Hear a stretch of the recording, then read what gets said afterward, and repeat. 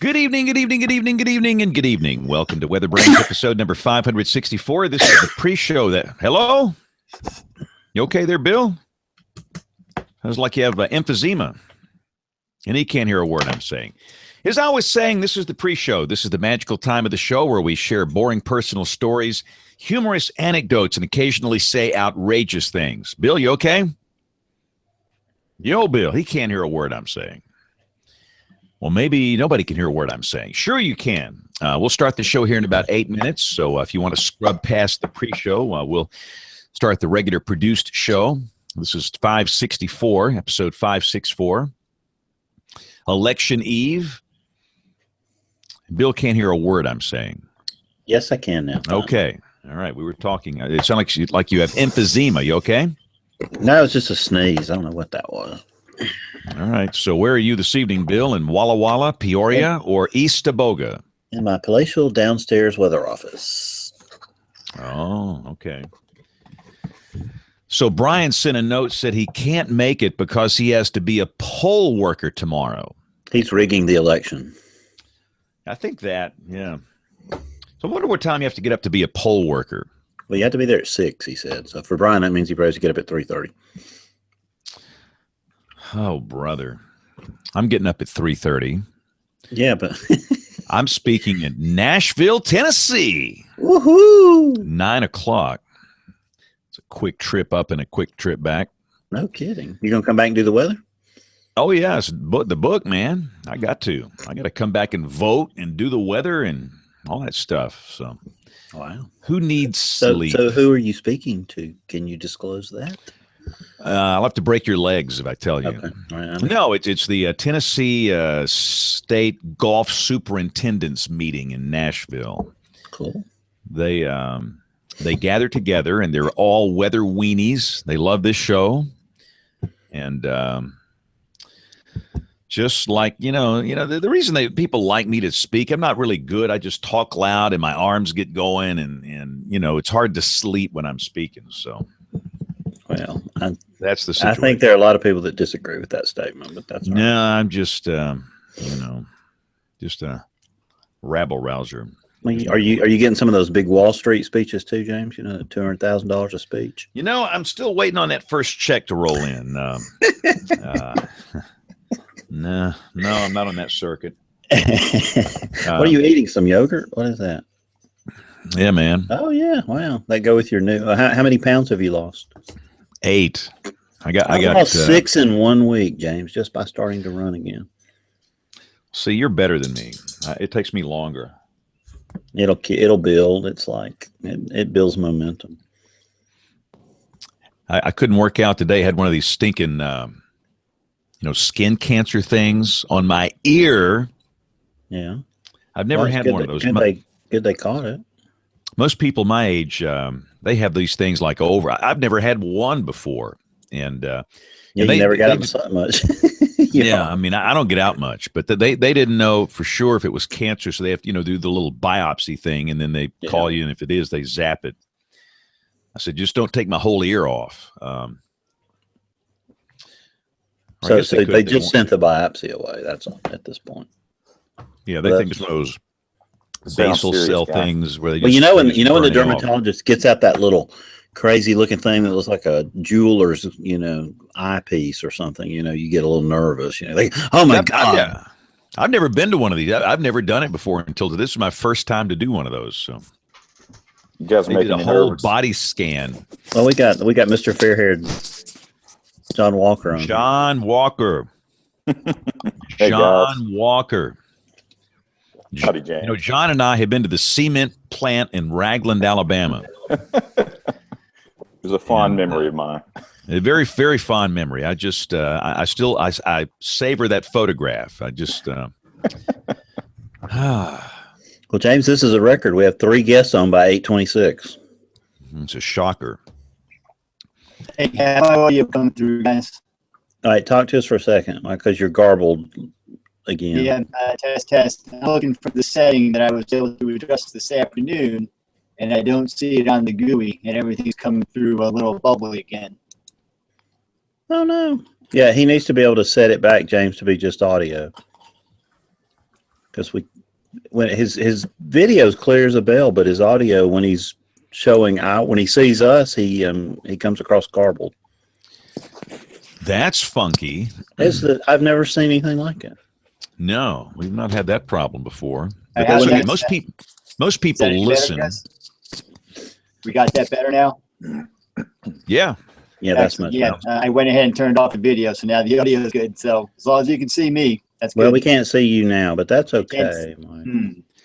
No, again, about 80% of the people listen to this show. So if the video is not totally mission critical. We do simulcast on television, but still about 80% listen. So the audio is the big deal. And let me see if I'm even ready here. Goodness. Yeah, I gotta it's one of these no sleep nights. Drive to Nashville, speak, get my hands all going, talk real loud. Well, what time does your limo pick you up? Yeah. Now I will say this: I went to Auburn for a football game this past Saturday, Auburn University, and that was marvelous. Just great hospitality. Did you see them drop the football with a drone? I know those guys. No, They actually did that. They got a drone with an Auburn football helmet that flies around, and before the game starts, they drop the ball, and Aubie catches it. That's pretty cool. And I saw the eagle. That's not going to replace the eagle taking off, is it? No. no. But between us girls, I wouldn't be disappointed if the eagle had an unfortunate accident and ran into that drone. But, what? Oh my goodness! I mean, Wow. We're off to a good start here. Boy, all right. Hey, that's 1-800-JohnWalker.com for everybody who wants to send some hate mail here. No, it was a marvelous little Saturday on the plains. Great hospitality. I met some marvelous EMs. EMs are our partners in the warning process, and work with the Auburn EM group and Lee County. And goodness, they have really got some good stuff going on there. So we had a great time. Well, does it surprise anybody that all these conventions are being held on Election Day? Because I mean, there you are going to speak to a group. I am not going to the Hilton conference tomorrow because of it being on Election Day. Well, the AMS severe weather thing is this week going on right now. What is the deal? Just that just get bargains or something from the hotels during that time? But you can vote absentee. It's not that big of a deal, is it? I mean, this is a historic day. This is not. If people, one of the reasons I accepted that thing in Tennessee. I'm just sick of hearing about it. I mean, so is everybody, but it's still an important day. I don't, I've heard all I need to hear. I'm going to vote, and I'll see who wins, and then let's just move on. I mean, people are their veins are bulging out of their neck. You got fist fight breaking out. I don't even want to look at social media. It's just like I've got all these screens in front of me. I'm afraid to look at these things. I mean, it's just all this rhetoric and hate and anger and goodness, man. We're all going to come together tomorrow night and sing Kumbaya. It'll be great. Oh, yeah. Take a chill pill here. Welcome. Good evening, good evening, good evening, and welcome to our television audience. And we are now going to stop talking about politics because we're just not – this is a political free show here. Not a word about it tonight. So if you're looking for politics, go watch all the other cable channels. This is the political free zone on WeatherBrains. And we are all here, and I just am excited – Kevin, are you there? Yes. Let's check Aubrey's audio. Aubrey, you look good. Who are you voting for? Oh, please. Somebody press the mute on Kevin. And Aubrey, we can't hear you, which means you have to. Have you tried turning it off and on again? Off and on again. Off and on again. We'll get Aubrey's audio here, but let's get this thing started. I'm kind of excited here. We're actually on time, so let me get the recorders going. This is recorder 1, and this is recorder 2. And here we go in 5. And just for all of our guests, if you need to make any strange bodily sounds or sneeze or have cats or dogs, there is a mute button. And if you could hit that, that would be greatly appreciated by the senior producer of the show. That would be me, because I can't control that stuff. So here we go in 5, 4, 3, 2, 1. This is WeatherBrains episode number 564 for November 7th, 2016. This is the weekly show all about weather. You know, for a long time, I would always say this is the greatest weather podcast in the universe. Then I would say because it's the only weather podcast in the universe. But now everybody has a weather podcast. There's got to be 1,000 of these things. So we're just one of many. But we're glad that you're faithful. We've been here a long time. And we are excited, especially, let me bring Kevin first here, because I'm excited about the new WeatherBrains second generation gear. I have ordered some merchandise, and I can't wait. I can't wait to get mine. When did you order? I want to say it was about 6 days ago, sometime last week. Early on, really? Yes. Yeah. So I am very excited. And explain the deal, Kevin, for those that are new and don't know. Well, I'm going to be a little embarrassed because I just have not had a chance to look at it. They changed something from the last time we did this from where we had 3 weeks to put in your order, and then it changed to a week. And I was trying to unwind that problem, and I really had not been able to yet. And then in the last couple of days, I need to go and log in. Why don't you talk to someone else, and I'll see what I can find out. How about that? All right. Passing the buck. All right. See if Aubrey's audio is working. Hello, Aubrey. Oh, no. You know, her video looks clean, and we can't hear a word she's saying. But we will, in fact, every time this happens, we play this song. Have you tried turning it off and on again? And sometimes that'll work. Let me just say, Brian Peters is out. Brian is a poll worker tomorrow, and he's rigging the election. Yeah, but you know, if you come down to your place, and by the way, this is election eve for those that are listening later. And I promise this is going to be a political free show. We are not talking politics here. So if you're looking for politics, go to the other channel. But if you go to a poll tomorrow and Brian Peters, the man that looks like Colonel Sanders, is your poll worker, my advice is to run to the nearest authorities and report that, because there's no telling what voting irregularities might be going on at that place. There'll be a lot of hanging chads. Yeah. So Brian said he had to get up early and he couldn't be on the show tonight. I'm getting up at like 3:30 and driving to Tennessee to speak. So, I mean, come on, man. Come on, man. But that's okay. Brian is a little older and he needs his sleep. But I see Rick Smith is here. Rick is the warning coordination meteorologist at the National Weather Service in Norman, Oklahoma. Rick, it is great to have you back on the show this week after a 1-week layoff. Yeah, I'm glad to be back. And we had just got to plug after it happened, our National Weather Festival this past Saturday, and Kevin was there and got to spend some time talking to Kevin. But we had probably 3,000 to 4,000 people come to our building and see some weather balloons, and all the TV meteorologists were there. It was a really cool event. And walking around, I got to talk to several WeatherBrains fans and listeners, one from South Dakota and other ones from all over the area. So really cool to walk around, and people don't know me for what I'm doing at the Norman Forecast Office. They know me for WeatherBrains. So very, very cool to meet some of the listeners on Saturday.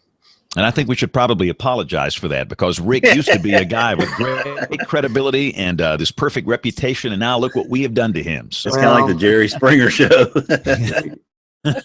You take what you can get, I guess. Yeah. But, no. So how many people did you say? Did you say 3,000? That's awesome. we never have a way to count, but it was probably down a little bit from previous years, but I'd say 3,000 to 4,000 the whole day. It was a 4-hour event, and I don't know, Kevin may have actually counted people when he was there. I don't know, but it was pretty crowded. I counted 6. So Way off the then. truth is somewhere between 6,000 and 3,000. We know that. Yeah. Give or No, take. that was the first time I had gone up. I was really impressed with that event, because they had all kinds of different things, all around the parking lot of the National Weather Center, and then you got to go in the building and tour a lot of the things in there. And as he said, all the TV stations were there. I was really intrigued. I had not seen much of many of the assets of the television stations, which they were quite impressive. A number of chase vehicles and 2 of the helicopters were there, and there was a lot of cool stuff. I'm still having a little bit difficulty processing the branding on some of these chase vehicles, because they got the TV stations and the logos and all the things, but I was just kind of intrigued by the heavy branding of the individual chasers. It just led me to that thought that we've all expressed a number of times, that we're heading more toward this show / personality thing, which I mean, they're famous people. They're on television. They're doing good work. They're protecting people. It just I don't know. There was just something a little bit odd about that. I probably shouldn't have even brought it up because I hadn't really thought it through all the way, but it was really good to see Rick, and I got a couple of ideas for my spring severe weather show that we do here every spring, and that was good. And then I got to visit before I walked out, I saw Mike Morgan, and he and I visited a little bit and had a nice chat. I'd hoped he would come on this program, but he's decided that he doesn't think it would do much good for him to come back on the show. And we had been emailing about that through the WeatherBrains cast the last day or two, so I wanted to give you guys an update on that. He doesn't think he's going to come on the show, but we had a nice chat. So why is he not coming back? Who made him mad? Was it you, Kevin, or I think it was you? Yeah, probably me. It's always my fault. Well, he said he's expressed his thoughts to Rick and some people there in Oklahoma City about where things are, and he and I discussed. He listens to the show, I think, somewhat regularly, and had heard a little bit about James, wanting to get everybody in a padded room and work some things out and have conversations. And I think he just thought that maybe this wouldn't be the most appropriate venue to do that, but he is having those conversations, as Rick can attest. Okay, yeah, and again, for those that did not listen, we had a really interesting show. We had no guests last week, and Rick wasn't here. And Rick has a hard position working at the Weather Service and in his position, but we can say whatever we want to. So we just opened it up last week and had a very lively, frank conversation about the state of the warning process in this country, and with this fork in the roads, and where we're going to go with this, and what horse has left the barn and what train has left the station, what can be pulled back in. So if you want to go back and listen, it was last week's show. But Bill Murray, bring in our special guests, because I have a lot of drone questions. Well, we plan on droning on to late in the night tonight, James. But we might as well just stay up, James, since you have to get up at 3:30 anyway. We might as well just make this a marathon show. Why not? An all-nighter. Well, tonight's guest weather brain number one is currently a forecaster for the National Weather Service in Blacksburg, Virginia. His interest in remote sensing and drone technology was piqued during his time spent at NOAA NESTA's Flying Goes weather satellites. During his time outside the weather office, Mike is an avid mountain biker, a self-professed bird nerd. Michael Sporer, welcome to WeatherBrains. Thank you very much. It's good to have you here. We're sorry we can't see you, but if we see you, which your video is crystal clear, we can't hear you. So it's much more important that we hear you. So we're glad you're here tonight. Yeah, well, I've been told I have a face for radio, so it all works out. Join the crowd. Well, when we did the test today, we could see him, but he had to turn his setup so that he couldn't see us. And I told him he wouldn't be missing anything, because only one of us that was photogenic outside of Aubrey was John Walker anyway. So checks in the mail, Bill. Checks in the mail. There you go. But our second guest weather brain tonight has been a warning coordination meteorologist at the National Weather Service in Charleston for 8 years, been in the Weather Service for 25 years. He was a lead forecaster in Tampa, a Sioux at Corpus Christi. Ron Morales, welcome to the show. Good evening. Thanks for having me. It's good to have you here. John, Ron just popped right on, but he was like, I was trying to get on the wrong hangout, James. I was like on the Carolina weather podcast or something like that. So that must be one of those podcasts you were talking about that's popped up over the last 10 years. I'm telling you, there's 1,000 weather podcasts now. I think they're doing another one down the hall here at the TV station. So, I mean, see what we've started. Yeah. There you go. But it's good to have you on the show tonight, Ron. Thanks for joining us. Yeah. And tonight's guest weather brain number 3 is an unmanned systems atmospheric scientist. Wow, that's a bunch of words there, John Walker. For Cherokee Nation Technology, works in support of the NOAA UAS program office. Prior to that, he's been in various positions supporting the Natural Environments Branch and Development of the Space Launch System Heavy Lift Rocket, the University of Alabama Huntsville, as a research meteorologist, and the Von Braun Center for Science and Innovation as a consulting meteorologist. John Walker, welcome back to the show. It's been too long, buddy. It has. It's an absolute pleasure to be here. Thank you. Well, it's awesome to have all you guys on here tonight, but I'll kind of start with a little overview, maybe an easy question, asking you, each of you, sort of how you are using, UAVs in your work and research. I'll start with you. Michael, let's start with you since we can't see you. We can hear you, though. Right. Yeah, we've been building some partnerships with some really good local organizations, and also exploring the citizen science aspect of all this, and letting individual, regular hobbyists, drone operators get in on the game. And back in February, we had a pretty significant tornado come through our area. And since we had a pre-existing relationship with Autonomous Flight Technologies, the local drone outfit just outside of Roanoke down here in Salem, Virginia, we were able to work with emergency management to get on scene and do a nice aerial survey of the tornado that went through the Appomattox area of Virginia. And it really turned out to be very beneficial. We added about 30% to the track length compared to the ground survey alone, just able to see things that we simply couldn't see from the ground. So it's really helping us out. So that's obviously a really cool way. I'm sure we'll hear about some other ways. Ron, what about you? Yeah, we started back. Mike and I were on a team together starting a little over 2 years ago, and we got involved with John and the rest of the NOAA UAS folks to try to explore different ways to use the UAS for storm damage surveys. And one of the difficulties we ran into was that the National Weather Service was really kind of the only agency or entity at the time that needed something right away, firsthand. A lot of the people that fly UASs need to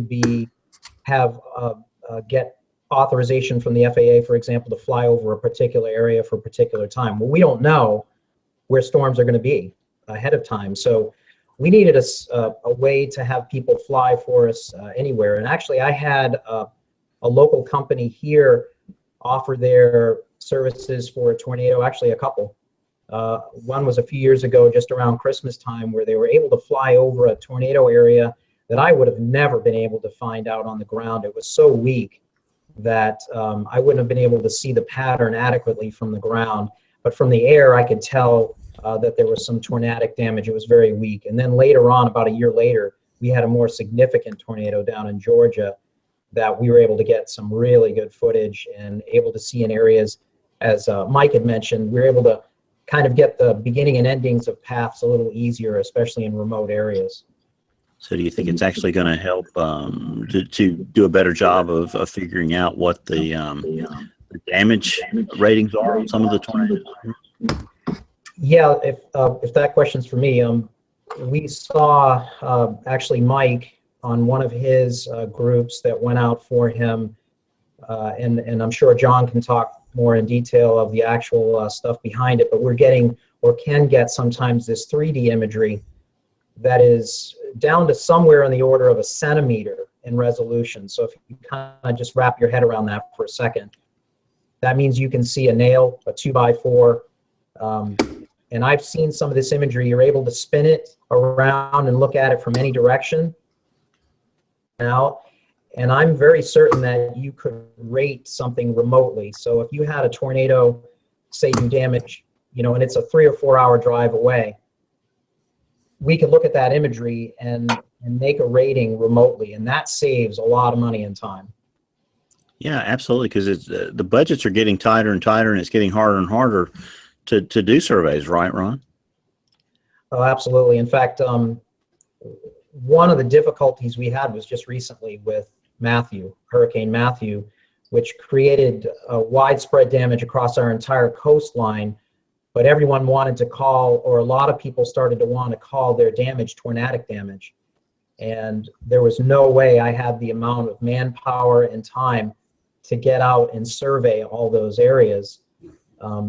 I did actually have a squadron, and this is what I wanted to talk to John with after, and we'll have a talk after offline. But I actually had a squadron of people that were ready to fly for us after Matthew to look over the damage. But one of the issues I had was that I had to get special access to the area to get in there, and I didn't want to bother emergency managers with trying to bring in more people, and they had enough going on, and I was just concerned about that. So I decided to to just do the regular foot survey, but absolutely aerial surveys of the large damage areas would have been very, very helpful.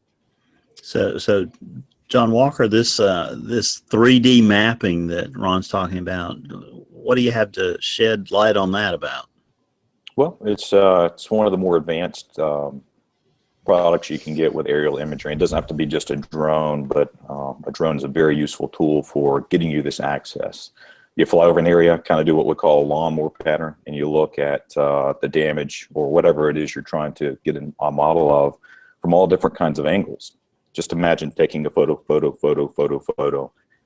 just every few seconds. Now you take all those photos, you put them into a fancy computer that can kind of do, if you watch NFL, sometimes they'll show a player and then they'll zoom around and show it from the side, kind of like that. It's just frozen in time. And it's a very useful tool, as Ron mentioned. The higher resolution you get, you can actually zoom in. And sometimes we get a little pushback when we suggest, hey, maybe you could do your entire survey based on just this imagery, from your desk at your office. Certainly, I think that's pretty cool use of it. And I think maybe eventually that will get more and more incorporated into how we do this. But in the meantime, definitely a very useful tool. Kind of a damage scene frozen in time before any of the cleanup efforts come in, and you can actually use that to figure out the scope of the area that's affected, where it's worst hit, and maybe zoom in and get some of the higher detailed information that you need as well. So Rick Smith, what say ye about all this drone technology and storm surveys? Okay, let me get unmuted there. That would help. It's exciting.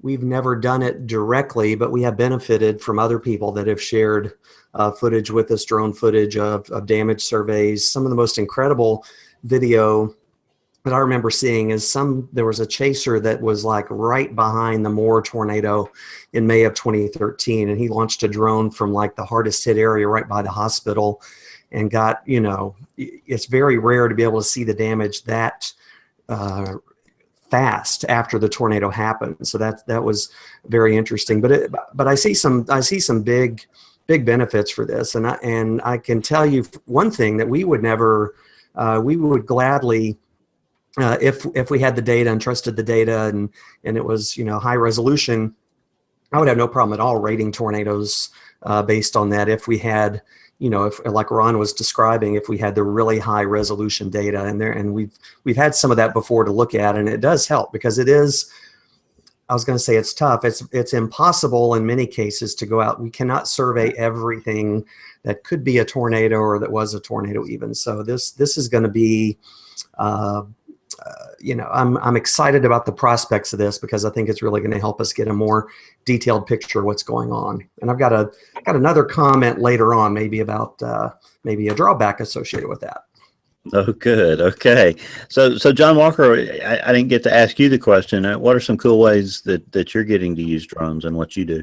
Oh man, hey, I'm very blessed because whether we need like me, I love this job. And as a contractor supporting the NOAA UAS program, 100% of my job is I get to play with these kind of things and think and work with the office and a lot of very talented individuals solving problems, trying to figure out how all across NOAA, not just National Weather Service, though certainly they're high on our list of folks we're trying to help to use this kind of technology to help them do their job better, maybe more safely or even more cheaply.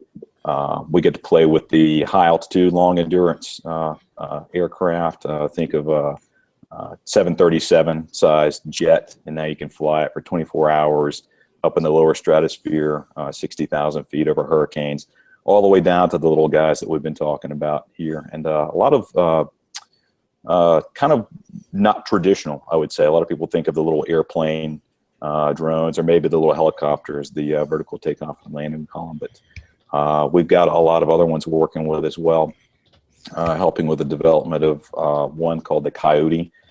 Imagine a drop zone, which we'll drop out of a P-3 manned aircraft over a hurricane, and it falls, and splashes down in the ocean, and you better hope you dropped it in the right location.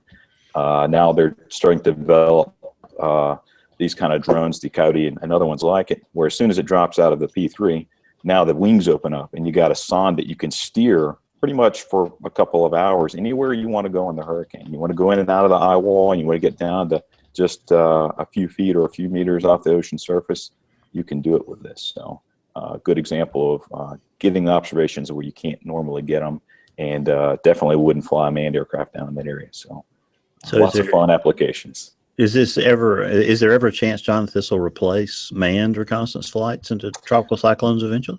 Well, I right now we're definitely not looking at it that way. We're looking to fill a gap, find the needs, and fill in the information where those guys are coming back from a mission. They're exhausted. You know, maybe the next one's going to go out. So maybe we're helping get that. Maybe one gets scrubbed. You know. Maybe so. And, you know, maybe we can help them with that. And also, even manned aircraft, you know, there's a limit to the altitude that a lot of those can get on a routine basis. So now we're getting, for example, the tropical storm situation, we're getting that very, very high altitude observation where a lot of the outflow is, and that's a big part of the missing pieces to some of these puzzles. So how do those drones perform in such high, you know, such strong conditions? So that's a great question, actually. For that particular aircraft, because it can fly so high, 60,000 feet, we're actually above the thunderstorms. We're above all of that. Not to say you couldn't get any turbulence, and we want to be err on the side of caution. So, but we've flown over, you know, severe thunderstorms, severe convection, bubbling up in some of those hot towers as high as 50 to 55,000 feet. We've been able to clear that, and you know, drop signs into it, but also use remote sensing to scan down into it and get the information we need without really any danger to the aircraft. So John, you mentioned the 737 size aircraft. I never imagined that. Are you serious about that? Yeah. Oh, yeah. These things. Let's see. I try to find some stats for you. I can tell you this because I can throw numbers at you, and I'm a visual person. Wingspan nominally about 131 feet. Nose to tail, just under 50 feet. I've shown this at a couple of conferences. You guys have probably seen this graphic, but there's one I love to show. I got super anal one day, sitting around with some of the numbers, you know. So I got the dimensions of a standard size college football field, the dimensions of this Global Hawk, and I just pixel by pixel measured it out, make sure everything was accurate. Basically what that is you can sit two of these aircraft, the Global Hawk, wingtip to wingtip, side by side from end zone to end zone. Basically, the left wingtip would touch one end zone, and the right wingtip of the second one would touch the other end zone. And nose to tail, you can fit three of them between the sidelines. So very, very large aircraft. So this is not the ISIS drone I saw in 60 Minutes last night with the C4 attached to the wings, right? No. Okay, good. I mean, this is military technology, though. So I mean, the ones we're using, they were purchased from the Air Force a few years ago by NASA's Airborne Science Program, and ever since then we, you know, demilitarized it and started putting all the cool science gadgets on. And the goal now is to figure out the best way and the best, you know, combination of sensors to get what we need. So, Michael, I ask you this question, you know, because the technology is amazing, and you know it really has exploded over the past few years. The results are obviously spectacular, but what about concerns about safety and following the rules and the new rules? Oh, there's always concerns about safety, and you know, everybody, you know, and coming at it from the hobbyist point of view, everybody wants to help out. You know, we get a lot of enthusiastic people. They want to get some imagery to us, and that's all great. But you know, the rules are there for a reason, and they're there to keep everybody safe. It's very tempting to want to get the imagery at all costs and fly over crowds and fly into areas where there's an active emergency response. And you know, that not only jeopardizes the people directly, but it jeopardizes the emergency response, because they'll have to figure out who's invading the airspace and try to secure things, and that's simply distracting them from their current mission, which is going to be to rescue people who are entrapped in debris and wreckage and things like that. So you know, safety is always first and paramount. You know, the data is always nice to have, but you know, if we're not going to get it in a safe way, it only takes one really bad accident, and you know, this could all go away. So while we got Kevin for a second, Kevin, talk about the broadcaster's perspective of this. How important has video been for you from drones so far? Pretty restrictive so far. You know, the FAA regulations, I think everybody's really wanting to do something, but a little bit gun shy. I can't really speak too much for my company. I honestly don't know what the policy is, but I know probably Nate, if he shows up. Yeah, it's too bad we don't have Nate here. Yeah, because he has been really chomping at the bit for this, but I'm afraid I just don't have any substantive comment. Obviously, it would be cool. There are regulations that seem like they will eventually fall or come into line.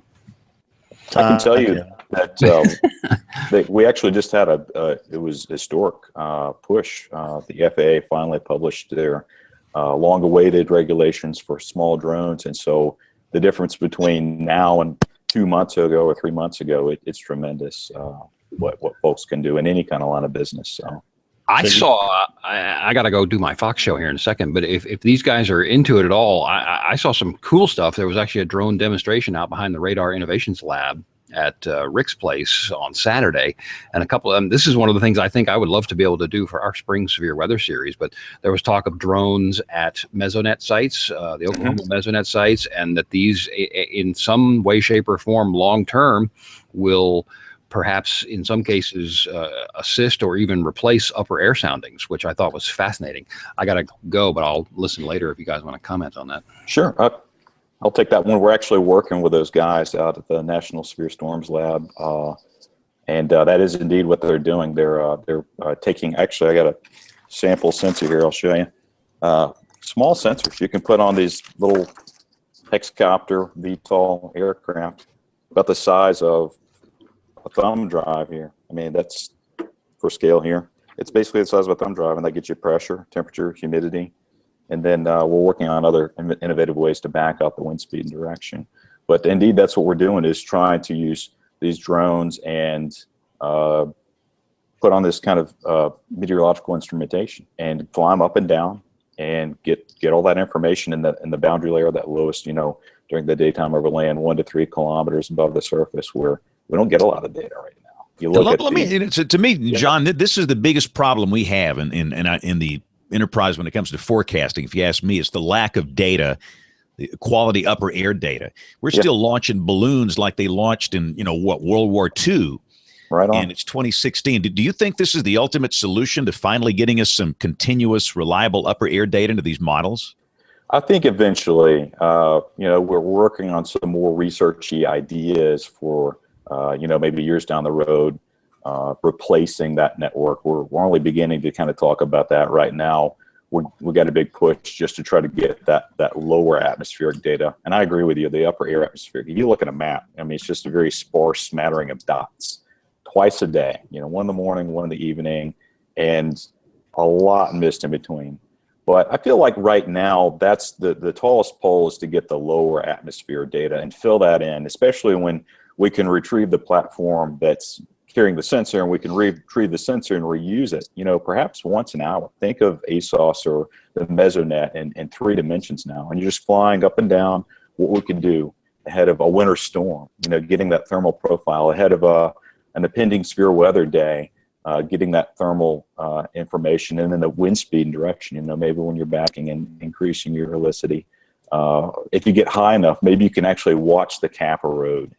That to me, that's fascinating. And I'm like Bill. Yeah, I just giggle with it's amazing.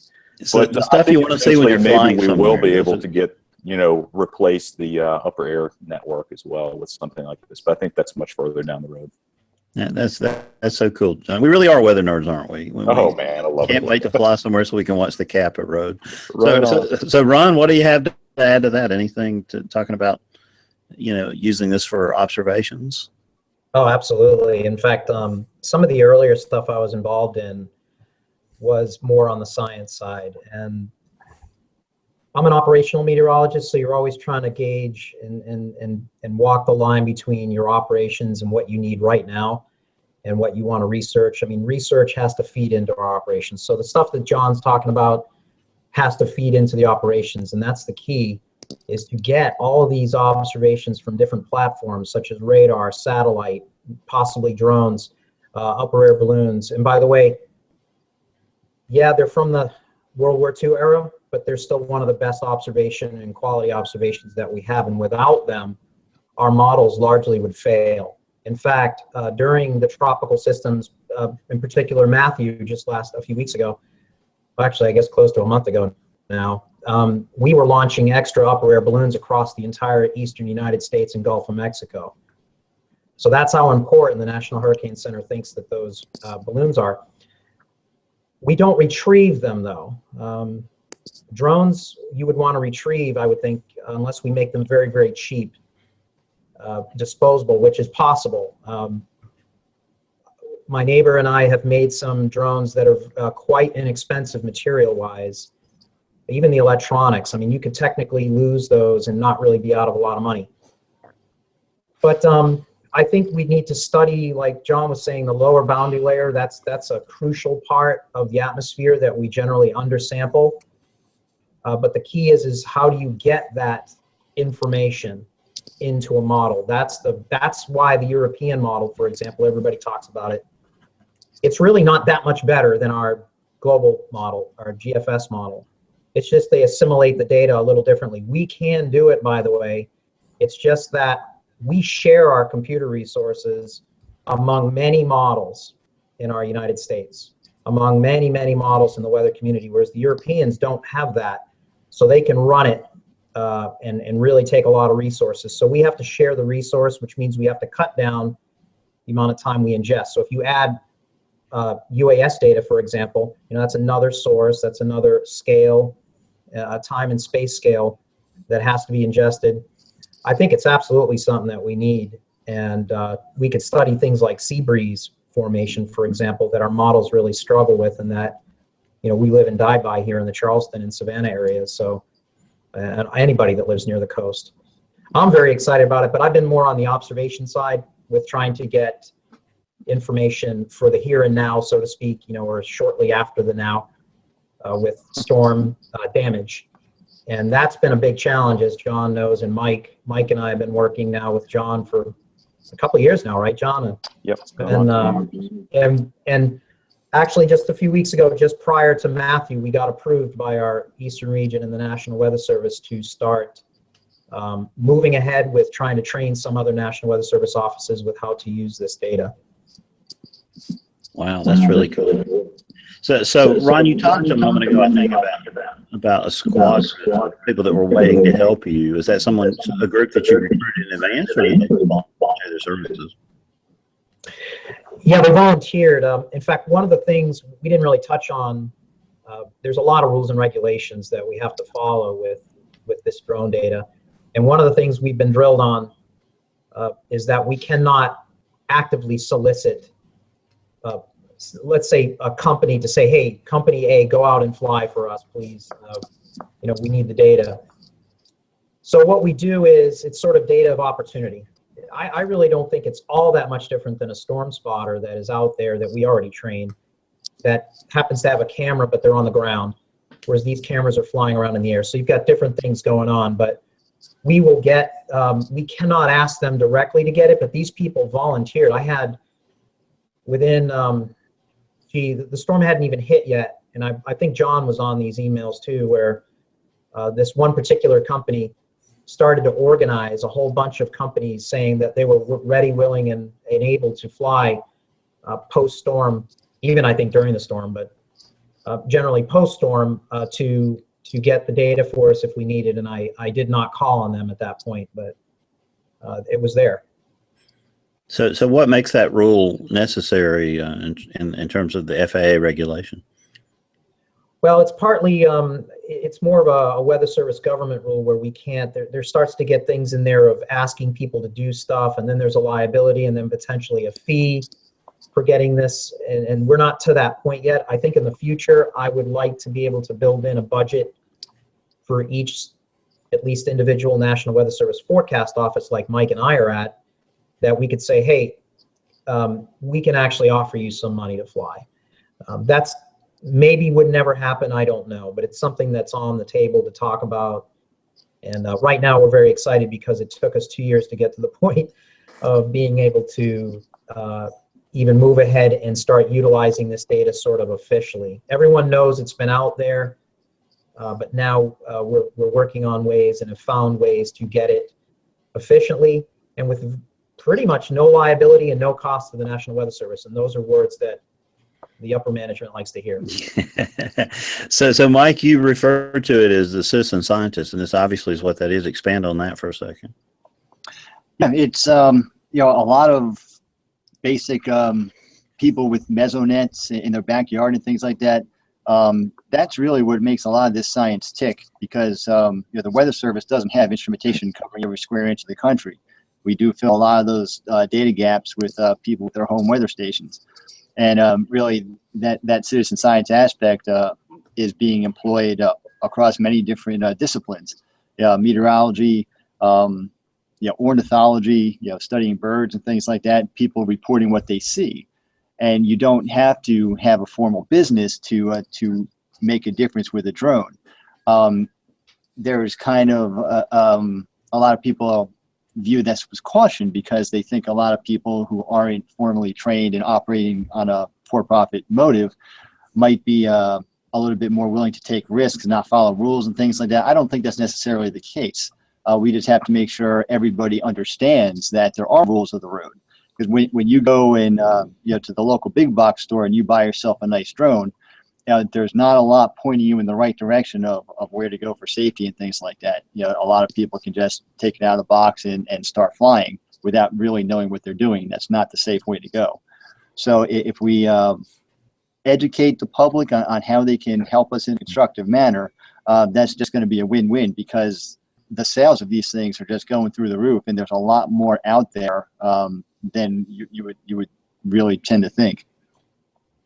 So John, have you talked to our friend John Olshu? He's doing some really cool things down there on the Alabama coast with his drones. We kept missing each other. I was in Mobile at a conference, ran into James down there, what was it, last spring? And Olshu and I had a date lined up, and then we just missed each other by a couple of hours. So we've texted each other a little bit, emailed each other, but we haven't really had a chance to formally connect just yet. You could have each chugged a bottle of a barbecue sauce. It would have been disgusting. Is he still doing that? I think for money he'll do just about anything. So, that's how that works. So Rick, you were going to refer to a drawback. Talk about a drawback for a minute. Well, thinking about it, I don't know if it's a drawback, but and Ron and Michael and even John may have heard of this, and I'm not sure if it was even a drone now that I'm thinking about it, but there was a case in Iowa and where they had a severe weather event August 2014, and they got a hold of some high resolution imagery. I'm not sure if it was drone imagery or not from the U.S. Department of Agriculture. And what they identified was essentially over 100 tornado or tornado-like tracks through agricultural fields, which obviously you get 111 tornadoes in one day. Well, I think they whittled it down to 35 tornadoes, and about 25 of them, they didn't know what they were. 51 of them were some hybrid mesovortex tornado thing. So it's not a drawback, but it is interesting that what the capabilities of this are. I mean, we never would have been able to see those damage paths through agricultural fields before. So this creates a dilemma now for the Weather Service. Do we count?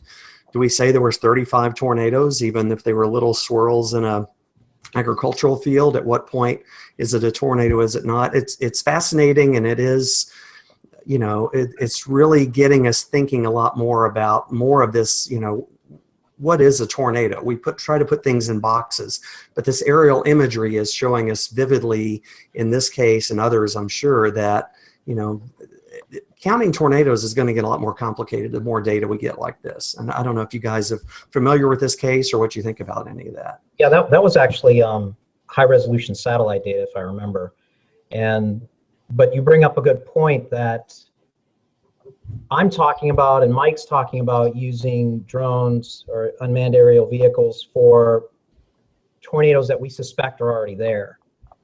But this doesn't take into account, let's say, hobbyists or whatever that are out there that happen to fly over, and now we're pulling up storm paths and damage areas from areas that maybe we're not aware of or didn't suspect would be damage areas, similar to what happened to me for Matthew, actually.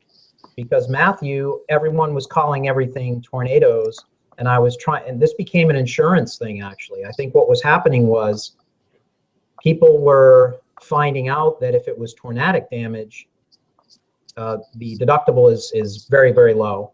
It's very Mhm. small. In fact, maybe even zero, depending on where you live and what company you have.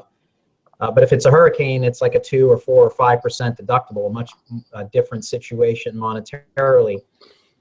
So there was a lot of pressure on emergency managers that put a lot of pressure on me to say, hey, I've got my city council, my city manager, the mayor, the governor, everyone wants to know what's going on.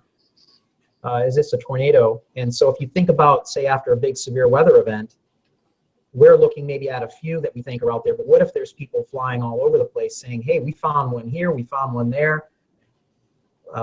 You know, I don't know, like Rick said, that how do you deal with it? It's sort of like social media. Now we've got people all over the place talking about stuff. Everyone talks about they want information, but now this was a big after action item with Matthew on a state meeting that I was at, where there's so much information that people are not listening to, say, the National Weather Service, or, you know, we hope people of authority in weather. They're listening to we don't know who on social media making decisions. So all this data, people could be flying, you know, unmanned aircraft out there and finding stuff. They could be hoaxing things too. We have that problem now, where people send in fake pictures of tornadoes. Somebody did during Matthew. Sent a fake picture, and it was pretty obvious to me, but the emergency manager wasn't happy when I pointed that out because he was sure that it was real. But it was clearly a fake to me. But this is the thing we're up against. We want data, but it's controlled data. Everything has to be controlled, and everything has to be come at a pace that we can digest it. That's a very interesting points, Ron. Thank you for sharing that. So, Rick, talk for a second. I guess Rick is still. Hey, there's Rick. It's hard for me to see all the little thumbnails there. Rick, talk for a minute about this. You know, using the vehicles at your Mesonet sites, because that sounds like that's really exciting. How would you incorporate that data into your forecast process? Well, I'm not familiar with all the details, but what it sounds like is beginning maybe next spring at a select number of Oklahoma Mesonet sites, we will have the capability to essentially, it's like a drone profiler, I guess is one way to think of it. It's the instruments that John showed you and mentioned, very lightweight instruments that can go on this drone. And essentially it's just a straight vertical launch from right at the Mesonet site. So we're getting the really good Oklahoma Mesonet data at the surface. And then we combine that with this vertical sounding, essentially, like we would get from a wind profiler.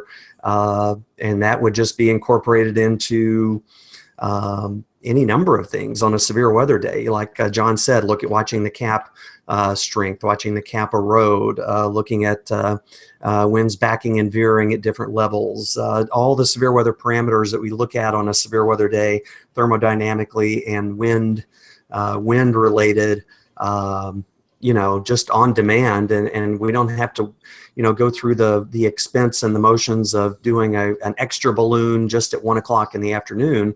I don't know the details, but I think we'll be able to do multiple, you know, launches of this drone sounding to get the data. And John, you may know more about it than I do, some of the details. Hopefully that wasn't too twisted from but that's the basics of what I understood. Yep, no, you pretty much nailed it, Rick. Yeah, it's a group, NSSL, working with OU and University of Colorado Boulder. And as I understand it, is kind of like what you said, next spring they're going to kick off the campaign. And there's one central Mesonet site I think they're going to use this. They're always going to be flying a vertical profile from there. Right. And then based on where maybe there's a boundary that sets up dry line or something else for the day, they're going to pick one of, maybe, I can't remember, one of 10 other sites to set up the other one. And they'll simultaneously be flying up and down, but also flying a fixed wing at the same time. I can't remember what altitude, maybe 200 feet above the surface, and then up and back over at about 2,500 feet, something like that. Whoever they see this, they'll kill me for getting the details wrong, but something like that. And just doing that continuously, you know, in advance of the severe weather. You know, it's the whole crawl, walk, run process. Eventually, prove this concept, get the data. You know, we mentioned what do you do with it, and as Ron has alluded to too, you got so much of it now. What do you do? So this is going to be part of that process. Can we do it? Can we get the observations? And then sending it over to Rick to your office, and is it useful, things like that. And then maybe eventually it's 3 or 4 or 5 or 10 or 20 sites doing this more frequently someday. So. And then hopefully that data eventually, probably not initially, but eventually gets incorporated into some of the short-term models to kind of feed into the forecast process. Exactly. Gosh, that just sounds huge. We're depending on ACARS data or any data we can get on a severe weather day to get cap strength information. And gosh, just having 2 of those things in the right spots would be awesome. So I'm excited about it. You and me both, Rick. So John, you also, we've talked a lot about high impact weather, on the show tonight, but you mentioned that, the NOAA UAS program is, focusing also on the maritime regions and the polar regions. Talk about what that means and what sort of observations are being done there. Sure. So, what's great about this kind of technology is it's multi-purpose, right? We can use the same platform with a small atmospheric sensor, but also a camera or some other kind of payload, something really cool I don't even know about yet, and help other parts of NOAA. It's not all just weather. I'm a weather weenie, but there's a lot of really, really talented scientists over in the wildlife side. Maybe they want to count seal populations and monitor the health of killer whales, things like that. So we can use this technology and fly up and down a beach of critters, seals, sea lions, and not disturb them. You can fly. What's great about this, you take a manned helicopter and do that, they're going to go everywhere. And so, you kind of like messed up your mission by trying to do your mission. You can fly these things 30, 40 feet above them, and they don't even know it's there. And you're counting them, or you're getting imagery that you can use to count, or you're flying way out over the middle of an ocean, a very dull mission, or over, in the Arctic regions. Now that during the warm season, sometimes we're trying to open up or take advantage of some of the open ship lanes, and we're working with the United States Coast Guard. There's a small platform that we've been flying off of one of their Coast Guard cutters, the Healy. It's called a Puma. Also, a military aircraft that was used for intelligence, surveillance, reconnaissance that we're adapting for this. So now it's kind of a force multiplier. If you can fly this out ahead of the bow of your ship, 3-5 kilometers, you can see, hey, we need to steer here to go into this kind of ice condition, or we need to avoid this, or if there's an oil spill, a tanker going through the ice, where is that? Giving you that kind of information so that you can respond to it. So there's 4 Ds: dirty, dull, dangerous, and denied. That's kind of a cliche, but really, if you think about it, that's where drones are aptly suited. They're not the best tool in the box for everything. When you need a screwdriver, you don't need a hammer, but it definitely does help, and it fills a lot of gaps in some of these areas. Well, that's exciting stuff. So Mike, the technology is evolving. Talk about ways that it will continue to change in your foresight. Well, one of the things that Ron had mentioned earlier was the use of 3D mapping in the damage survey process, being able to, kind of import the imagery and have an interface very similar to like a Google Earth type thing, where you could zoom in and pan and spin, and that gives you an opportunity to put yourself into a static picture, whereas before you could just look at the picture. Now you can go into the picture and do your survey kind of that way. The ability to conduct a survey and rate the tornado all without leaving your office because you have someone cooperating on the scene. Those are all game changers for us. We're not getting any more manpower to do these missions, and when we have a big severe weather outbreak, the number of surveys that need to be conducted can be overwhelming, and we might not be able to get to them all if we continue to operate with conventional methods.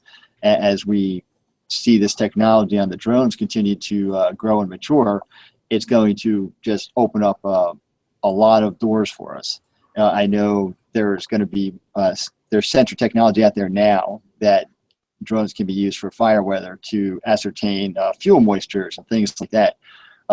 You can fly sensors on drones to assess how much moisture is in a snowpack.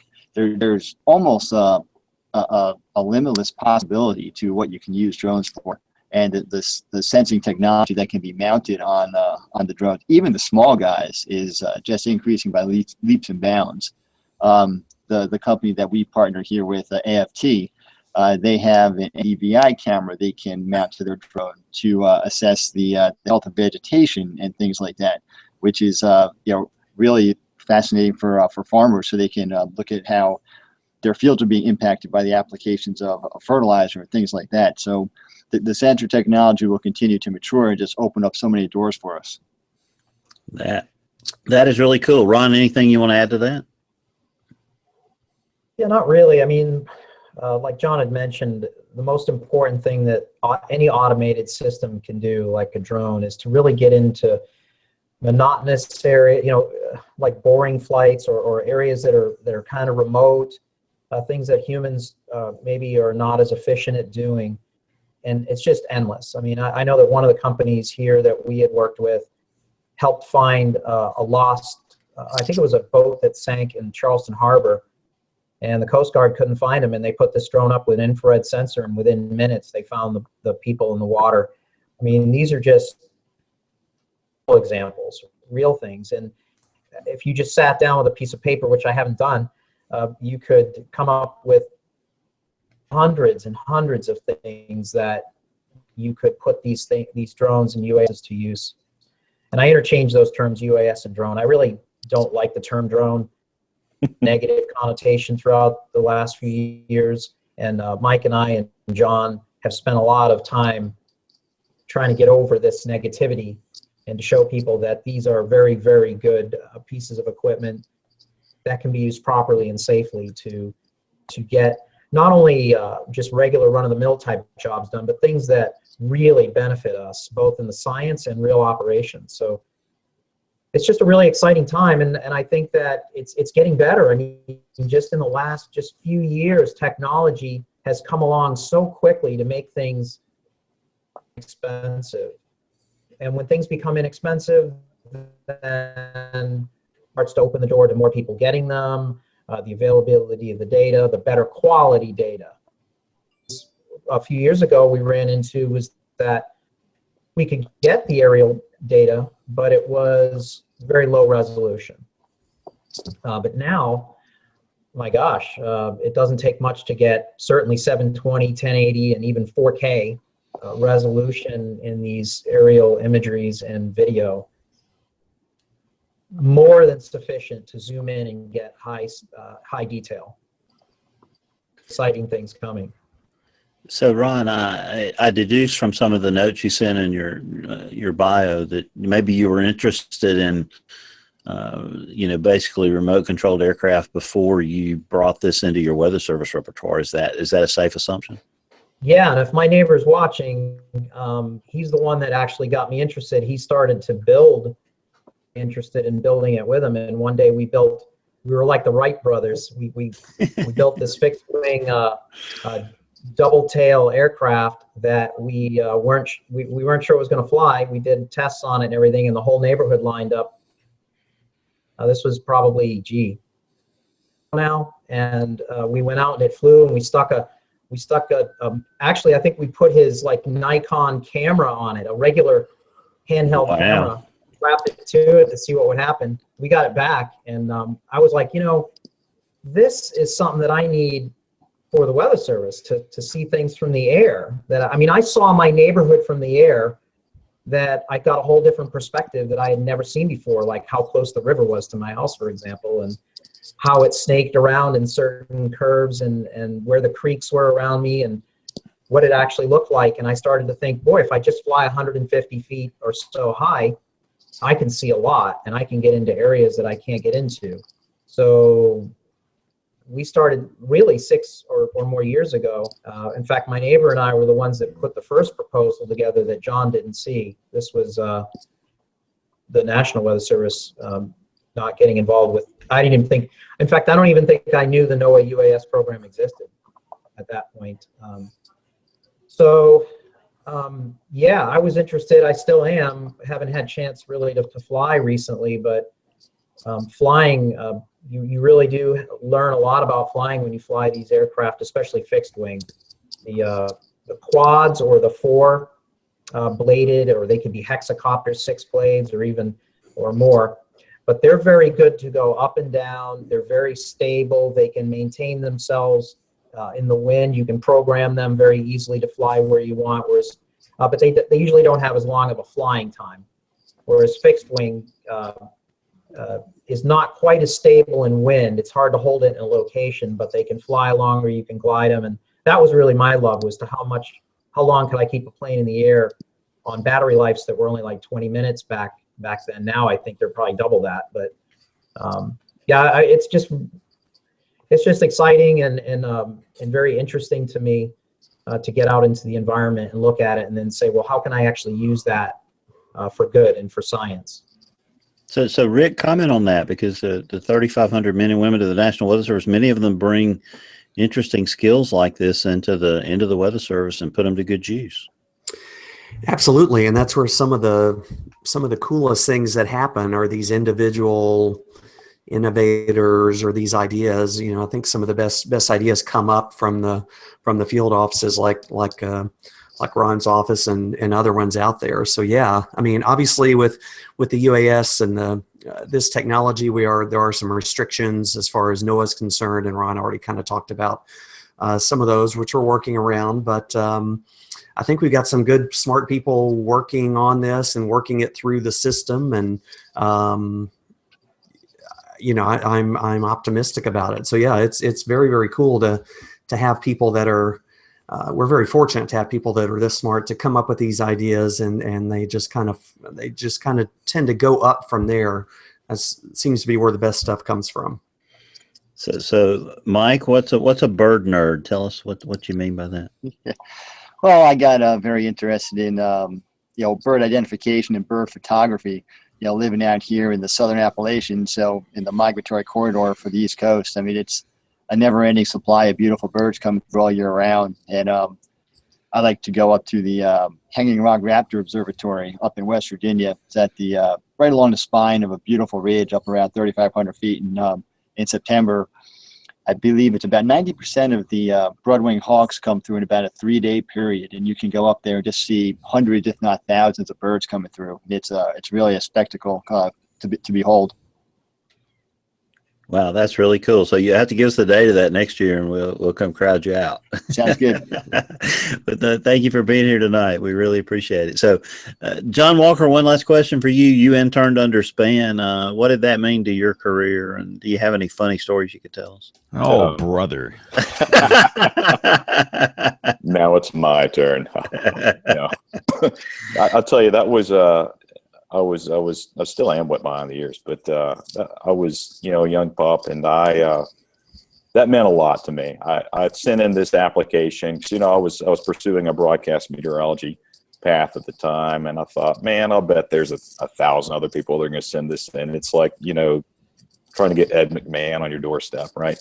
And so I sent it in, and I got a reply within, a couple of weeks. Yeah, you're accepted as an intern under James Spann at ABC 3340. And I just did this happy dance. It was great. A good buddy of mine, Josh Johnson, a couple of you guys know, we were roommates in college, and he got his acceptance around the same day. So that meant a lot. It's very refreshing working with James, because you get all kinds of personalities in any walk of life, any business. But, let's just be honest, there's a lot of interesting personalities out there in the TV world, and it's refreshing to meet a good group of guys like you all. That's not the end all to be all. It's a conduit for a bigger service and a way to reach the public and do a job. And I learned a lot from that, and I met a lot of good people, kind of like you guys, through that. And I'll never forget that. I'll never cherish that. Now, funny story, boy, there's a lot. I'd Be say, careful now. We all have funny stories now. As Dr. Strange said, measure your words carefully. I'll pick an easy one for you. Wait. I got some questions for this drone guy. We're going to change the subject. I got some questions. All right. Welcome back. So all you guys. So in terms of the media, there was a newly released Part 107 of the Federal Aviation Regulations. Are you guys even familiar with this? I am not. But needless to say, I have a vested interest in drone use for what I do. And again, I'm in the kind of broadcast media world. In my use, obviously, it's using these devices to cover severe storms, tornadoes, floods, snowstorms, ice storms. Extremely useful for us. So, and again, anybody that can clarify this. So what this thing says, it basically says that you can't operate over people directly. So what exactly does that mean? I mean, so what about the people that are flying the thing? You've got a pilot that is flying it. So, but here's what it says. It says we can go 400 feet and we cannot fly over people. We can't operate over people directly. So if I've got a tornado and I want to get that thing up immediately and get video, live video, what does that mean? Do we have to go out in like the middle of nowhere? Be sure. What's the distance involved? Do you guys understand this rule or know more about it? You can't do it if there are people in the tornado. Okay, that makes sense. There you go. I knew that we get the answer from Kevin. So there you go. It just, yeah. I don't understand exactly what that means. It is a little open-ended, and truthfully, I think they left some of the wording open-ended on purpose because it used to be very, very tight, and they've left some of it up for state interpretation, such as privacy, for example. That used to be something that was a big no-no. You had to get the property owner's permission before you could fly over any corner of their land, which, you know, if a tornado hits a neighborhood, and this actually, by the way, personal story, this happened here a couple of summers ago. My neighborhood got hit by a very weak tornado, and we had a group that we were working with. They were going to come out and fly. Long story short, we weren't able to do it, but technically they would have had to go knocking on everybody's door and say, hey, can we fly over, you know, this corner of your property? With the new Part 107 rules, that privacy statement has been left out. Now, the states will probably handle it, and that's what it's for. It's like, let the states do that. Don't try to over legislate this. But you know, as far as flying over people, my understanding was it can't be anyone that's not directly involved with the mission. So, you know, if you have a second observer and you have the pilot and you have all these people that are associated with the mission, you know, you have to take reasonable precautions to protect them. But other than that, yeah, I don't really know how you get around that. Or if you know, sometimes you don't know till you're over somebody. You just, right now, I'm still supposed to keep it in line of sight. So maybe there's that. Yeah, this is Mike here. I think there's also a spirit to that rule that, you know, you don't want to fly over large concentrations of people. If there's a stadium full of people, that's definitely somewhere that you want to steer clear of. Right. And again, yeah, go ahead. I was just going to say, this is a really difficult part of flying, and the way I look at it is just, you know, be smart and sensible about what you do.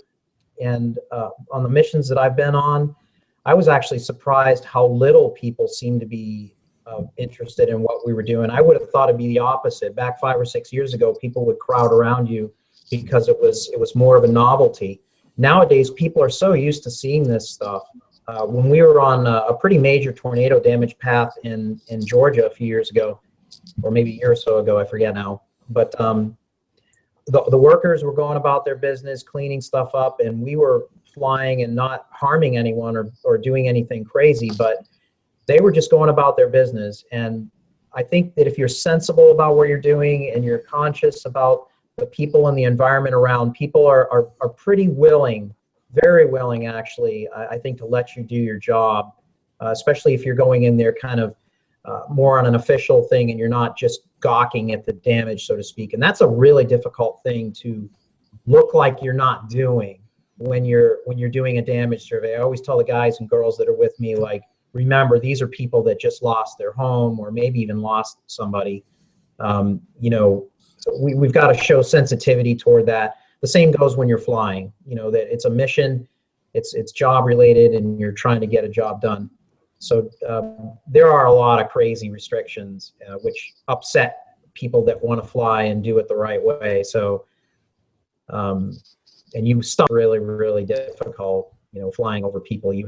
at some point you have to. I mean, it's unless you're really out in the middle of nowhere.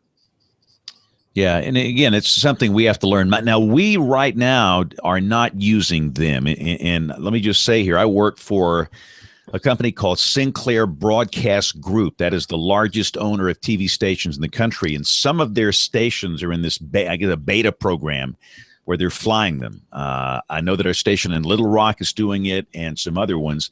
I know there's a station in Atlanta that's doing it, and I think we are to go live with them in February. We're supposed to have it in time for the spring tornado season here. And I can understand the privacy concerns. I really can. I can see it from both sides, but it's just I think we're all feeling our way in the dark, and we just have to learn how to do this and use some best practices. But I think for us before the storm, or if we want to do live tornado coverage, we just have to go someplace in a rural area where you don't have people below you, it sounds like, except for the crew that's working the thing. And maybe we won't be arrested and put in federal prison. So let me see real quick before we take a break. Aubrey, can you give us a mic check? Let's see if we can hear you now. How about now? Anything? Yes. Yay. Yes. So I look at the clock here, and we might want to do the email segment now. You want to do that, Aubrey? Have you got a few to read here? Yep, I can do that. Okay, cool. Well, in that case, we're going to turn the floor to Aubrey for a little email action. Letters. We get letters. We get stacks and stacks of letters. All right, so our first letter comes in from Chris White, just down the road in Roanoke. It is from Atmo Life on Twitter. Hurricane Sandy, the fall of Rome, hexagonal clouds may have played a larger role in even the Bermuda Triangle than you thought. The so-called air bombs. It's a humorous article about some interesting cloud features. So thank you for sending that one in. Justified concerns. Let's see, Christopher Boone sent in, the team is justified to be concerned about possible reduction in manning or centralized forecast hubs. The U.S. Navy went through this a few years ago. One of the side effects of the do more with less mentality is that forecasters have less time to create a proper forecast. As part of the broadcast meteorology world, we agree. They're forced to take shortcuts just to get everything finished. It's creating a generation of model forecasters who just write what the model says, which is scary if that is the direction where some things are going. So thank you for that. Nick S. sent in a listener survey response. So we appreciate you listening and found the show through James Spann tornado coverage, lives in the Twin Cities. And let's see, this is the 25th anniversary of the perfect storm, which was October, I forget the date. It's the end of October, correct? I believe Yeah, it was near Halloween, wasn't it? the Halloween gale. Yeah. So coming up on 1991. Yep, 25 years. So thank you for that email. Richard Cook sent us a note. Love last week's show. Did you see the Irish-speaking TV channel who had a Halloween weather broadcast, and they had a wee incident during the live forecast? Let me see if I can pull it up. They had a what type of incident? A wee incident. Kevin, you ever had a wee incident? Let me see if I can. You suggesting that I'm smoking something I'm not supposed to be? How do I? All right, screen share. Let's try this. Can you see that? Yes. Yes. Okay. So Whoop. Oh my. I would Wow. call that a wee incident. That's an incident, all right. Indeed. So that was their Irish taking weather Halloween forecast prank. prank. And then we also have a message from Tarmo. Tarmo, we were talking about Tarmo. We hadn't heard from Tarmo lately, so he's sending proof of life. They have about 5 inches of snow on the ground in Estonia. And also there was a tornado in Italy. I think many of us have seen some of the pictures on Twitter. Unfortunately, it did kill 2 people. At the end of October, Red Sea region had a brush with severe weather, with flooding in Egypt and large hail falling in an Egyptian city. And I actually have some audio from Tarmo. Okay, Are you guys ready? Cue. I just like hearing this guy talk. This is awesome. Here's our buddy from across the big pond. Hello, WeatherBrains. This is Tarmo Danilso from Laguia, Estonia, with a proof of life. You see, I just today caught up with the latest WeatherBrains episode, and in the email segment, I caught a passing mention about this sky in the Eastern Europe. I definitely wonder who was meant with that. Well, over here, it's snowy. This morning I had 13 centimeters of snow on the ground. Temperature right now, minus 4 degrees Celsius. Thankfully not minus 4 degrees Fahrenheit. That's cold even for me. And currently sky is cloudy. We had some clear sky on Saturday. So we kind of had that breaking news feeling that there's this bright disk in the sky. Sources say it's the sun. I also got some nice winter pictures in the sunlight. So that's it from me for now. From Lago Estonia, this was Tarmo Danilso. Good night and good luck. I just want him to tweet pictures of just like what's going on. Like just tweet us the clouds or tweet us the snow in Estonia. Just tweet us your daily what's going on over there. I think that would be great. I think he's our new booth announcer. Yes. Yes. So that's the last of the email that I have. Tarmo, thank you very much for sending in your proof of life. We appreciate it, and we are glad that you are still here and still listening. So if you have an email, guest suggestion, comments, questions, anything about a show, you can send it to email@weatherbrains.com. You can also follow us on the Twitter and the Facebook. And let me warn all of our guests here, we got to do picks of the week in a few minutes, so be thinking of something weather-related. Website, hardware, whatever, software. We'll do that in just a second. We have to stop right now. For Professor Peters in WeatherBrains 101, we've got Tony Rice in the Astronomy Report. We'll come back with the Weather Roundup and Picks of the Week as WeatherBrains rolls along. WeatherBrains 101 with Professor Peters. Clouds are one of the more fascinating aspects of our sky.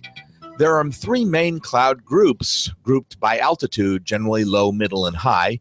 And in each group, there are manifestation of condensed water vapor in the form of liquid drops or frozen crystals. In the lowest portion of the troposphere, the two main classifications of clouds are cumulus and stratus, and these are composed primarily of liquid water droplets. Now, cumulus clouds result from air rising due to positive buoyancy in the atmosphere. Cumulus clouds are often described by the example of bubbles rising in a pot of water. Cumulus clouds are associated with convection. The level in the troposphere where convection occurs and how deep that convection is determine the type of cumulus cloud. Shallow cumulus clouds near the surface are frequently called fair weather cumulus. Shallow cumulus that occur higher aloft are called alto cumulus, and those that occur even higher aloft are cirrocumulus.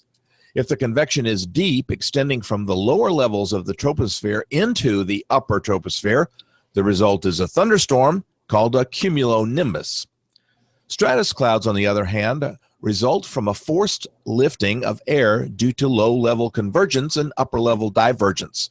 Stratus clouds are flatter since the rising is not by convective thermals, but rather by an entire layer being gradually lifted. When stratus forms directly on the ground, it is fog. Stratus that produce precipitation are called nimbostratus. In the middle levels of the troposphere, stratus are often referred to as altostratus. Stratus located high aloft, composed of frozen particles, are called cirrostratus. Now, a cloud can have characteristics of both cumulus and stratus. This occurs when shallow convective lifting occurs, where force lifting is also occurring. These clouds are termed cumulostratus or stratocumulus.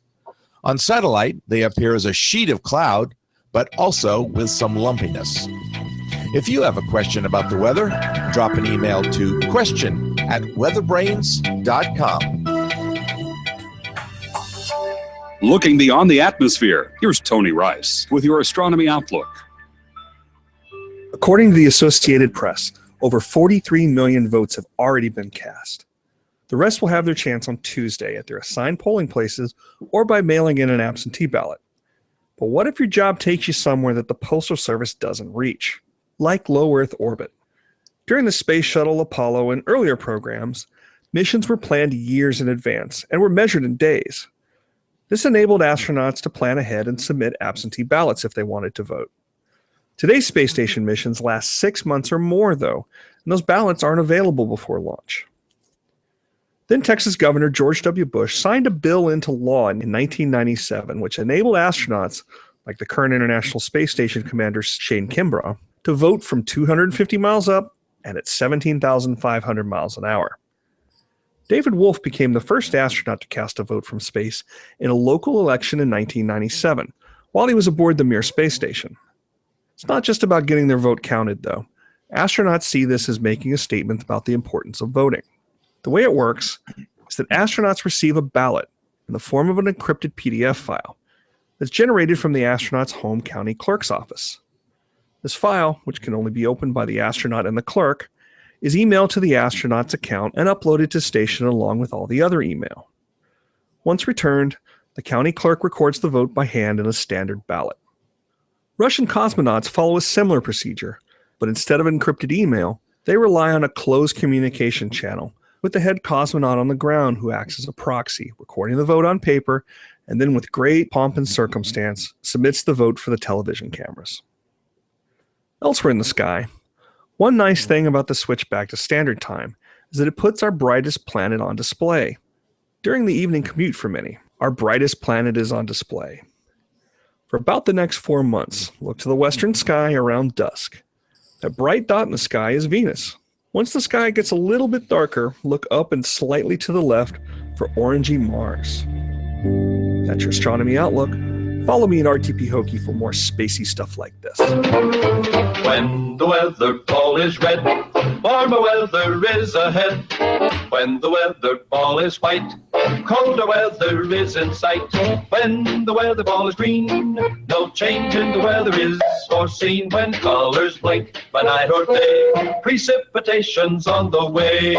Okay, this is when we go around the room and talk about what's happening weather-wise. Where I am down here in the Deep South, we are now at 50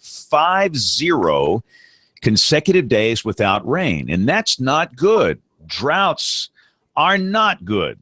And looks like we're going to break the record. For my market, the record streak is 52 days, set back in 1924, and there's a good chance we beat that record on Thursday. And we got wildfire problems and water shortages, and it's just a big mess. So, Ron, what is happening in Charleston this week? Pretty similar to what you just described. We're right about at a month without rain. In fact, Hurricane Matthew was the last time it rained here. It's getting dry. We're not showing up on any drought monitors or anything at this point, but more importantly, it's gotten a little cooler, which I appreciate. It's like 52 degrees right now, and I think it's been in the low 70s for the last few days, and looks like it's going to be that way for this week. So I'm just happy that the dew point went below 70. Yeah, that's a good thing. We celebrate that down here as well. Absolutely. So, Mike, what's happening in Blacksburg?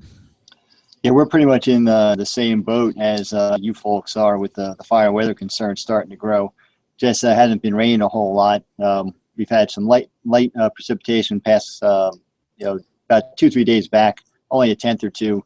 Aside from that, it's been very dry, and we're starting to see a lot of fires flare up southern Appalachians into North Georgia, Kentucky area.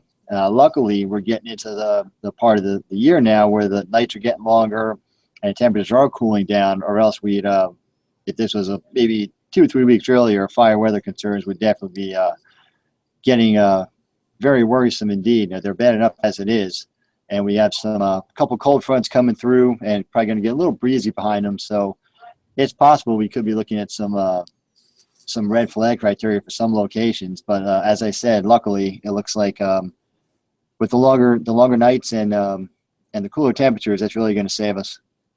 Yeah, it's good. Again, where we are down here, I know in our state, Alabama, we've had 1,400 wildfires just in the last 30 days. It is brutal. And Aubrey, I guess for you, still kind of dry there too, huh? Yeah, we picked up a little bit last week. I think it was about 0.15 of an inch, a little coming in Wednesday. I think we'll be lucky if we get a 10th. We're definitely not as bad as you guys are, but especially, like you said, with the cold front coming through, the winds picking up, things, overall a very dry forecast, things can turn quickly. Thankfully, we haven't had, this actually has not been a very windy fall. We've had a couple of days, but it really has not been a very windy fall, but things might be changing this week. So, and we have, of course, wildfire season here too. So definitely something to keep an eye on. Kevin, raining in Wichita Falls tonight? Yeah, just a few scattered tonight, but we've been doing pretty good. In contrast to you guys, I think I have a 24-hour storm total this morning of about 1.25 inches. And it's not been too heavy, not been too much damage wise. In fact, this morning, this is too much information, but while it was raining, I went out and I have a little desk in my garage. I opened up the garage door and sat and worked on my computer at my desk in my pajamas. Okay, way too much information. That was too much information. Speaking of too much information, yes, I had a message for John too, since he was talking about interns. Yeah, hey guys, and Rick Smith, you're gonna have to finish the show here. Bill hung up on us, and Kevin and Aubrey had the same boat I'm in, but I'm the lead over here, so I've got to go next door. So Rick, after Kevin's through, I'll let you guide us through picks of the week. Okay. I was just going to tell John that I'm sure he doesn't know, but I was James's first intern. And no kidding. All you guys that came after me had a way better experience, so you're welcome. And that's why Kevin is the way he is. That's exactly right. Yes. Well, thanks for blazing that trail for us. And there's your show title. That's why Kevin is the way he is. Love it. Finally explained. Well, it's that time of night where we kind of wind things up, and maybe we can catch Aubrey and Kevin before they leave. Aubrey, did you have a pick of the week? I do. Mine is some satellite imagery. Gotta love the satellites. You can see everything and good stuff. All right, that sounds good. Kevin, what about you? I'm going to be a little self-serving and promote my own blog, digitalmeteorologist.com. I put a new post up there today. I saw something go by in my Facebook feed yesterday, and I bet a lot of us have seen these little things, especially on your phone, that has a little tiny blurb of weather or some mention of weather in your feed when you first log on in the morning. But this popped up in mine on Sunday night, and it was a full forecast, an hourly grid, all the things, and it had a link to the Weather Channel for more information in the area. And after I put up this post, and the post is commenting on this and what it means for broadcasters, as I've been doing for a long time. After I put it up, I heard from somebody who works for IBM in weather and consequently the Weather Channel. And he told me that something I didn't know. There is a bot, a Weather Channel bot on the Facebook Messenger app, and you can send a note to, I guess it's just at the Weather Channel, and it will talk back to you. It will communicate with you. And it's very, very, very basic right now. But as we know, Watson and IBM learn things very quickly. And I expect that it will get much, much, much more involved as time goes on. And I think that the last point of my blog post is that we better get real creative real fast, or we're going to be in the buggy whip business. Yeah, it's a good read. I read it today, and yeah, it's something everybody should read because it's big changes are coming and coming faster and faster. It seems like. So yeah, thanks Kevin. Thanks. And guys, the guest picks of the week, it could be anything: a weather-related website, a Twitter account, a book, anything related to weather that you want to promote. And so this is your chance to get that out there. So let me look and see who looks the least ready. Let's go to John. Your pick of the week, sir. So I just describe a link or something. Is that what we do? Yeah, if you got a link, and if you could send it to us or put it in the chat, and we can put it in our show notes so everybody can go and find it. Sure. Well, I might be stealing Ron or Mike's thunder here, but one that I use a lot in conferences is a YouTube link to a drone product that we were talking about earlier, the 3-dimensional drone from AFT Autonomous Flight Technologies that Mike referenced earlier. So I'll send that along. Okay. Now, I'm ignorant here, so where do I put this exactly? Probably the easiest is just send it to email@weatherbrains.com. That's the easiest way. Yeah. You got it, guys. Hey, and Before I go, I went and Yes. quickly did a little research, and I'm sorry to interrupt on the T-shirt thing. Yes. We'll hopefully get the link in the show notes. If you can't find it in the show notes, look to last week or look into my Twitter feed, and there's a direct link to the Teespring site. We went with a little better quality. This time, there are more style options. There are more color options. I'm not going to tell you what it looks like. I want you to go and look, because if you are a WeatherBrains insider and a listener to this program, I hope that you will like it. You will certainly get it when you see what the new logo is. And I think what has happened is that they have shut it down after a week's time, but there's a little button on the page that says, I still want one. So if we get enough people, and I think it's only going to take 10 or 15 to sort of vitalize or relaunch the site, then if you put one in, I still want one, eventually it will open back up and people can order that way. So once again, it's in my Twitter feed and hopefully it'll be on the website. Sorry about that. Perfect. That's great. Thank you, Kevin. Yeah, go check it out. I think you'll like the new design, and there's lots of new options there. So appreciate it. Mr. Morales, do you have a pick of the week for us? I'm drawing a blank. I had no idea I had to come up with that. I have a pick of the week every day, though. Through my rearview mirror, I see the sunrise. I changed where I live, so I live closer to the coast now, and it's as I drive over the bridges of Charleston to go into work in North Charleston, and I see this beautiful, because we've had clear mornings for the last 4 weeks, and it's the first time I've actually looked at a sunrise through my rearview mirror, because I was coming from the opposite direction before, and actually I'm able to get to work earlier now, because believe it or not, the traffic's better where I currently live, so I get up early enough to see the sunrise. So that's my pick of the week. Well, that's cool. That's cool. Hey, Ron, if you're ahead, in need of a pick of a week, Ron, we have some new T-shirts that are available. I'm not forcing or suggesting, but if you want to use that link, you could do that. Okay, thank you. Okay, good call. Kevin's quite a salesman there. All right, and Michael, how about you? Pick of the week from you, sir. Yeah, I'll go reference one of my passions, getting back to birds, and I'll reference birdcast.info. That's birdcast.info. It's a website from the folks up at Cornell University who are doing fascinating research correlating bird migrations with dual pole Doppler radar data from the National Weather Service. And I encourage folks to poke around some of their other websites, eBird and other Cornell Lab of ornithology websites, to look for other avenues for to participate in citizen science. Really good stuff out there.